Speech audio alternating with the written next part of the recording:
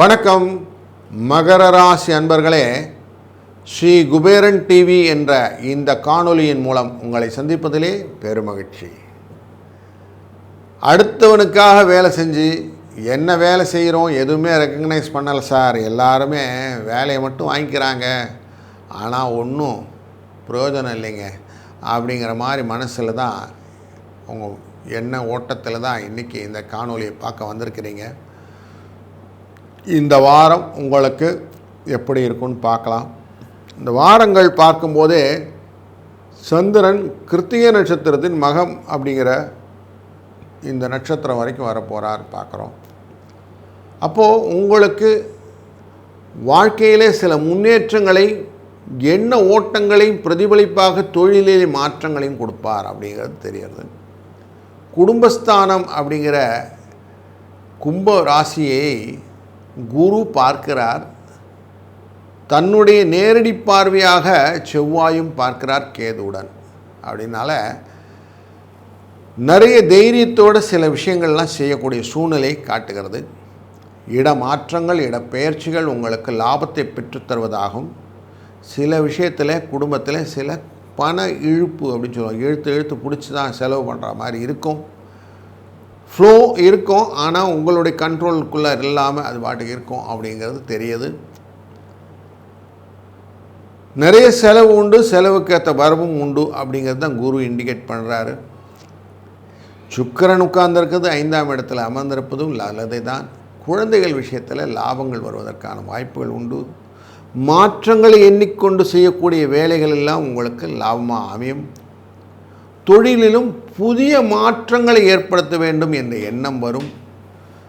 புதிய வேலைவாய்ப்பு தேடுபவர்களுக்கு வேலை வாய்ப்பு கிடைக்கும். இடமாற்றங்களின் ரிலேட்டடாக செல்லக்கூடியவர்களுக்கு இடமாற்றங்கள் லாபத்தை பெற்றுத்தரும்.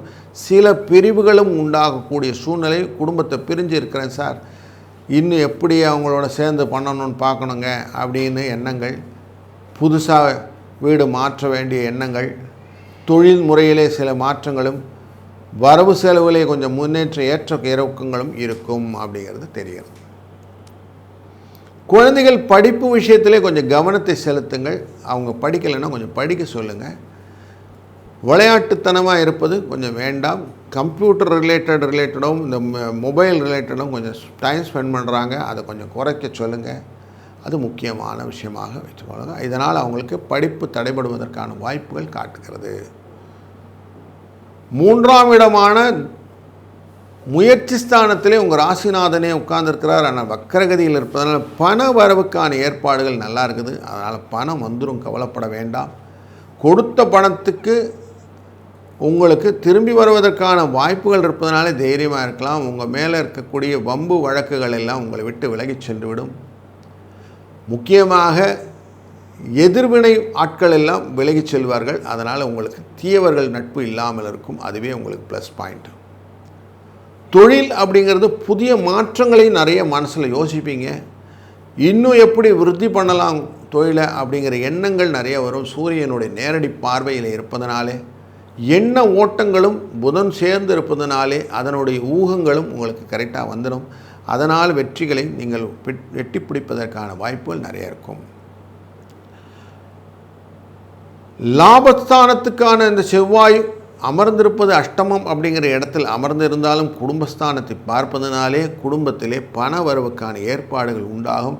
வெளிநாட்டு வர்த்தகம் இல்லை வெளிநாட்டு தொடர்பான சுற்றுலாக்கள் கொள்வதற்கான வாய்ப்புகளும் உண்டாகும்.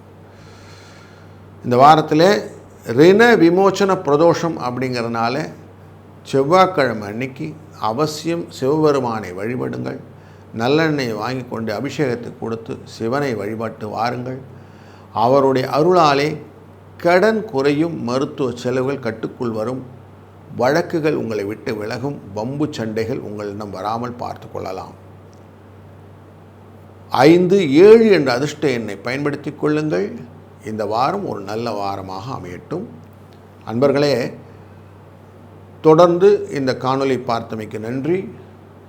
இதெல்லாம் கமெண்ட்ஸ் இருந்தால் தான் மென்ஷன் பண்ணுங்கள். அவசியம் உங்களுக்கு இந்த காணொளி பிடித்திருக்கும்னு நம்புகிறேன். ஷேர் பண்ணுங்கள், லைக் பண்ணுங்கள்.